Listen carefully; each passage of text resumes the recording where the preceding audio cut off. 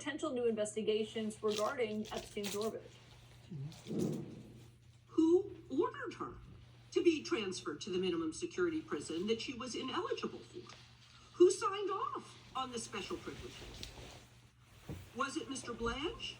Was it one of your other subordinates? She was transferred, I learned after the fact, to the same level facility, and that is a question for the Bureau of Prisons. I was not involved in that at all. The same level facility, I don't know why. Well, I want to know, will anyone besides her or Epstein, which I congratulate President Trump's previous administration and this Department of Justice for continuing all of that, but that they were indicted, but will anyone else be indicted and prosecuted under this, given the information that's in front of us? We have pending investigations in our office. Joining me tonight is CNN's senior legal analyst, Elie Honig. Elie, who's in charge of the Bureau of Prisons? The United States Department of Justice, which is led by the Attorney General. And when Pam Bondi gave answers like that, there's only two possibilities. She doesn't know, or she's intentionally misleading. Either way is a big problem. I think it's a perfect example of all that was wrong today, because this hearing that I sat through today for 6 hours was just a straight up embarrassment. There's no other way to put it. It's everything that you are taught not to do as a prosecutor. I'll tell you a quick thing. Before I gave my first ever jury address, the night before, I asked my supervisor at DOJ, what am I supposed to do tomorrow? And he said, be clear, calm, and credible. Okay, clear. Did Pam Bondi clarify anything today? Do we know anything more of any use than we did yesterday? Calm? I mean, you showed the clips. That was ridiculous. Credible? Who believes her when she's railing about the Dow and Donald Trump is the greatest president in U.S. history? You think she's a straight shooter? Is she calling it straight? That was an embarrassment. Well, she was obviously appealing to an audience of the president with that performance, going after Democrats. And she's done that before. But I think, this is an issue that even Republicans want answers to, on Ghislaine Maxwell and on this. But just overall, Merrick Garland was invoked. But I was thinking, I don't remember Bill Barr's hearings going like that, or Jeff Sessions, or any of the Republican attorney generals in recent memory. I wrote a whole book criticizing Bill Barr, but he didn't conduct himself anything like that. And to the Epstein points that you raised, the specific problems that I think the lawmakers rightly raised are, number one, there is zero clarity still to this moment as to whether there is or is not an investigation, criminal investigation of anyone else around the Epstein case. Pam Bondi has said there is at times. Todd Blanche has said there is not, and it's okay to party with Mr. Epstein. And today we got sort of this. He did say it's okay. He said it's not a crime. It's not a crime. You're right. It's not a crime to party with Mr. Epstein. Not a line I'd want attached to me. And then today we still don't have any clarity. And the other thing, as Massey and others pointed out, is there are over redactions of names that should not have been redacted under the law, and under redactions that revealed victim information. She doesn't have a good answer. Well, and Thomas Massey was on this show 2 nights ago, and he had pointed out that when he went in, there were names that had been redacted that he could not even, that he saw in there that should not have been redacted. People like the former CEO of Victoria's Secret. She was saying today, well, we unredacted it within 40 minutes, but only after Thomas Massey criticized them over it. But there was a point where she had this kind of like, she was looking at her binder a lot, and she had a lot of insults or comebacks for these Democrats and Republicans. Jared Moskowitz of Florida basically made fun of her for it at the end of his 5 minutes, and this is what he said. So, because I'm curious, and I'd like to see, flip to the Jared Moskowitz section of the binder. I'm interested to see what staff provided on the oppo on me, and because we're in the Olympics, I'm going to give it a grade. I just want to see how good it is. So, give me your best one. So first of all, nothing is funny about mocking the Bible and holding up a Trump Bible. Thomas Massey wrote after and said, a funny thing about her insults to members of Congress who had serious questions, staff literally gave her flashcards with individualized insults, but she could not memorize them, so you can see her shuffle through to find the flashcard insult that matches the member. People might laugh at that, but also when you look at the pictures of what she brought with her, you could see the search history of certain lawmakers when they go to the Justice Department to look up the unredacted Epstein files. This was on, it says, Pramila Jayapal's search history of the specific documents of the Epstein files that she had looked up on DOJ computers. Good God.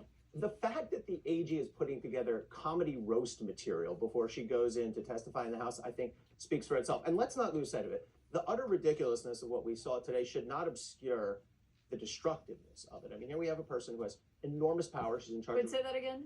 The utter ridiculousness of what we saw today should not distract from the destructiveness of it. Because we have the person who's in charge of all of the Justice Department, Bureau of Prisons, FBI, U.S. attorneys. And she's up there trying to crack jokes, yelling at people, giving no straight answers, giving answers that I don't think anyone in the American public can credit or can learn anything of value from. Ellie Honig, thank you Other for than that. that, I have no feelings on the matter. Yeah, clearly no strong ones. My next source, speaking of, has also built a legendary career when it comes to standing up to rich and powerful. She has led Vanity Fair, The New Yorker, founded The Daily Beast, and was among the very few who published aggressive reporting on Jeffrey Epstein 15 years ago, refusing to be intimidated by his wealth, his influence, or his legal threats. That is Tina Brown, and she joins me now, and I'm so grateful to have you here because just beyond today alone, I don't think people thought the Jeffrey Epstein saga would consume this much of Trump's second term. But what do you make of how this has played out? It's absolutely stunning to see the kind of level of sort of putrid sewage that's just spewing out through these emails now, embracing, everybody, so many big names, so many, supposedly, prominent members of the establishment. It's gone global. I mean, it's nearly brought down the British government. It's even rocking the Norwegian royal family. It's really remarkable how this story has metastasized, and I see no end of it because there's so many of these emails coming out, and like there's tranches of stories in each kind of grouping of these emails. I mean, you could go on with this for years. The ironic thing, of course, though, is that at first it was all about Trump not releasing the files and MAGA being very angry that he hadn't. But in this incredibly deft way that he has of turning things on their head, now it's really become a fantastic distraction for Trump from all of the other bad stuff that's happening to him. His bad polling and the Minneapolis outrages and all of these things that he's grappling with. Everybody just talks about Epstein's sleaze. So it's actually working for him now, I think. But do you think it's working in his favor if Pam Bondi's there being questioned about why is Ghislaine Maxwell moved to a lighter security prison? Why are men's names redacted when only victims or survivors are supposed to be redacted? I think Trump only cares about Trump. I mean, he's thrown Pam Bondi to the wolves already. I mean, her performance was just for one customer only, which was Donald Trump. She has to emote, she has to insult. Those are the things that Trump is looking for in one of his subordinates to make that performance on television.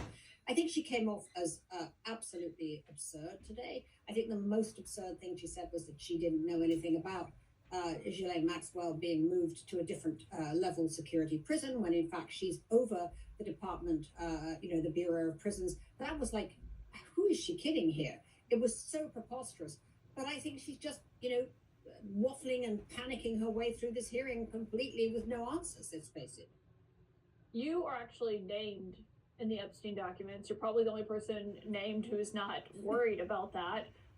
That's because you had written in the Daily Beast and the emails show that he was panicked, as you would put it. He was basically having someone spy on you because he was so worried about what you were writing about him, how you were covering him, wanting to get you to take down the critical things you had said about him. How do you feel looking through all of this? But I want to have a T-shirt made with one of this PR wrote him, "How do we neutralize Tina Brown?" So I just thought that would be You can't. a nice T-shirt. It's like, I love that so much when I read that.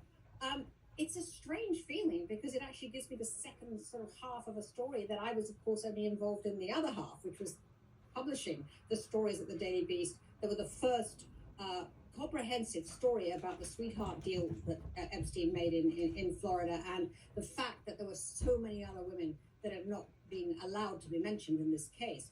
So I was busy sort of publishing that at the Beast. We were doing that story. Meanwhile, the emails show how he and his this PR person who was spying on them were desperately trying to figure out like what they could do to stop other stories coming out. So it's kind of fascinating to see that other side of things.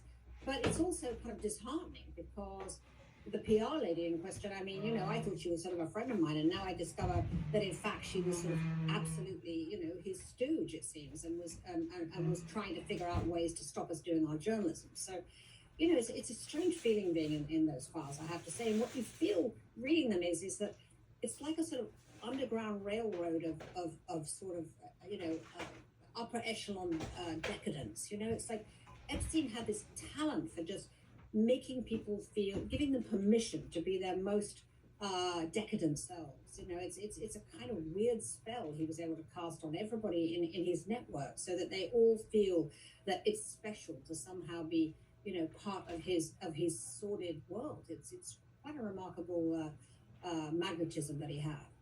Yeah, it's safe to say they're not feeling special now.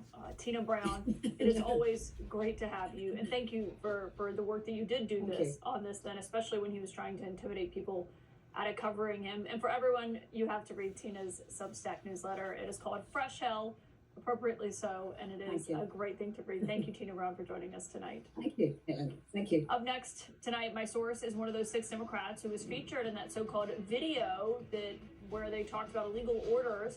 The Justice Department wanted to get people indicted on this. A grand jury said, thanks, but no thanks, and we'll get reaction from one of those senators next.